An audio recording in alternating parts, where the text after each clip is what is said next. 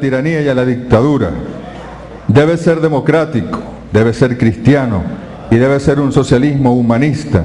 Como lo decía Cristo, el ser humano debe ser el alfa y el omega, el principio y el fin.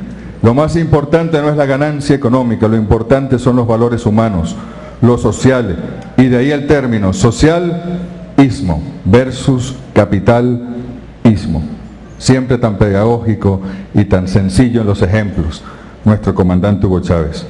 Argumentan algunos que el socialismo no aparece en la Constitución Nacional, aquí. Pareciera que no se han leído el artículo 5. O tal vez pareciera que ese Estado democrático y social de derecho y de justicia pudiese ser viable en un proyecto que no fuera socialista. Evidentemente que no. No hay en el capitalismo posibilidad de tener un Estado que sea democrático, que sea social y que además sea justo. Es imposible. Por eso la única vía de hacer realidad la letra de esta Constitución, compatriota, es el socialismo. Y es la fórmula que el comandante Hugo Chávez y el pueblo se han dado para hacer y para desarrollar todas las disposiciones de esta hermosísima Constitución de la República Bolivariana de Venezuela. Decía el comandante, hay dos grandes modelos, uno el capitalismo, que potencia el capital, y el otro el socialismo, que potencia al ser humano. Ya no caben dudas de que el único camino es el socialismo. En el discurso de Angostura, por su parte, nuestro libertador, en su contexto y en su tiempo, por supuesto, hablaba de la necesidad de la igualdad establecida y practicada para tener un gobierno más justo. El debate político sobre la igualdad, compatriotas, no es poca cosa. Tiene que ver en este momento histórico con las dos visiones que hoy están en contraposición en el país. Por tomar un ejemplo muy profundo y sensible, el tema de la libertad. Desde la perspectiva burguesa, la libertad es un derecho profundamente individual. Según Fernando Savater, que como saben es un intelectual liberal, la libertad de un ser humano no es poder hacer lo que quiere, pero la libertad de un ser humano es poder hacer lo que quiere, pero este derecho termina en el momento en que afecta a la libertad del otro. Palabras más, palabras menos, tu libertad es puramente individual para tu desarrollo sin tratar de afectar a los demás.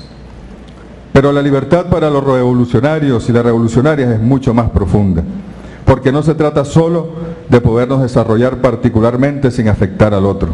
Un revolucionario, un socialista, una socialista, solo es libre cuando todos sus semejantes lo son. Es decir, mi libertad está condicionada a la libertad del otro, está atada. Solo podremos ser libres y tener libertad plena en el momento en que todos seamos libres. La diferencia fundamental entre el capitalismo y el socialismo radica en la postura que tenemos en torno a la idea de la igualdad. Esa libertad debe sustentarse sobre esa igualdad practicada, establecida y practicada, de la cual nos hablaba el Libertador. En el capitalismo se plantea como idea original que la desigualdad es la norma, que lo que se impone es lograr atenuar estas desigualdades por medio de la mano invisible del mercado, que como todos sabemos, mano que no existe, en todo caso sería la mano peluda del mercado. Que lo que se propone entonces para atenuar esas desigualdades es apelar al mercado. Mientras en el socialismo, y les pido compatriotas que prestemos atención en esto, en el socialismo nos planteamos y partimos de la idea de que todos y todas somos iguales, y la acción política es lo que verifica y garantiza esa igualdad. Por eso, la idea de nuestro comandante, cuando nos dijo, en el capitalismo existe mucho de todo ese planteamiento engañoso de que a los pobres hay que atenderlos, hay que ayudarlos. No, mucho más que eso, hay que darle el poder a los pobres para que ellos acaben con la pobreza. Esa es la única fórmula, no hay otra.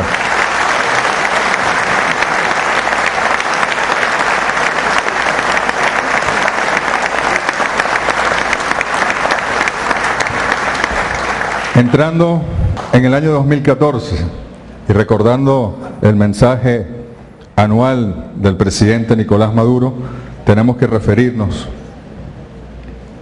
a la paz como gran victoria de este año 2014.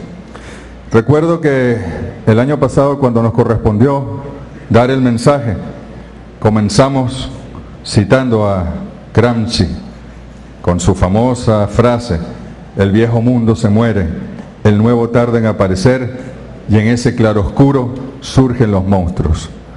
¿Y qué forma de manifestarse tuvieron los monstruos en este año 2014? Ahí está uno, el de Ramo Verde. Pretendió incendiar el país para generar un golpe de Estado y después dice: no, yo no dije eso, me malinterpretaron, yo no fui. Y otros, vinculados a planes terroristas y conspiradores militares, dicen: yo no fui, y no hubo golpe, y yo no firmé, yo no apoyo guarimbas, el yo no fuismo opositor. ¿Cuán lejos están ética y políticamente de aquel Hugo Chávez que el 4 de febrero, a pesar de la derrota militar y la prisión que le esperaba, dijo: yo, ante el país y ante ustedes, asumo la responsabilidad de este movimiento militar bolivariano?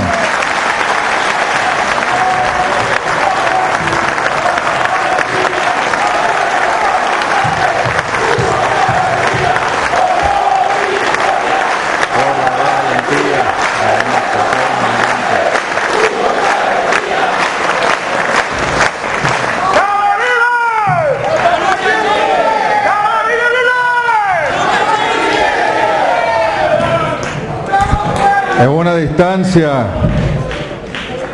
insalvable la que existe éticamente entre esa dirigencia y la dirigencia de la revolución.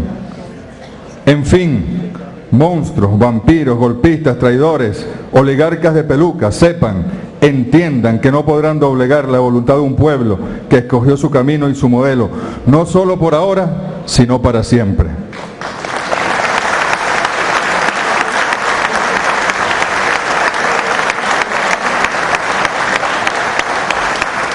En su permanente empeño desesperado por derrocar por vía no constitucional al presidente Nicolás Maduro, aún después de las contundentes victorias del 14 de abril y más aún del 8 de diciembre del año 2013, bueno, se lanzaron ese plan, la guarimba. La guarimba, diseñado en Miami, en Bogotá, y por allí lo auspiciaron, lo lideraron, y después dicen: no, yo no fui. Y llevan expertos en lenguaje para que demuestren que ellos no dijeron lo que dijeron. Cosas increíbles, de verdad. El poco valor para asumir las consecuencias de una acción política. Parece que ni siquiera creen de verdad en lo que hacen. Una práctica terrorista, compatriotas, bien diseñada. Hubo más de 6.000 acciones de calle. 6.000. 43 fallecidos. Solo de nuestra Guardia Nacional Bolivariana fallecieron por francotiradores usando armas largas 6 oficiales y hay más de 122 heridos. Aquí están las víctimas de la guarimba. Aquí está la compatriota Yendri, la veo por acá. Los compatriotas de la guarimba también del año 2013. Los motorizados.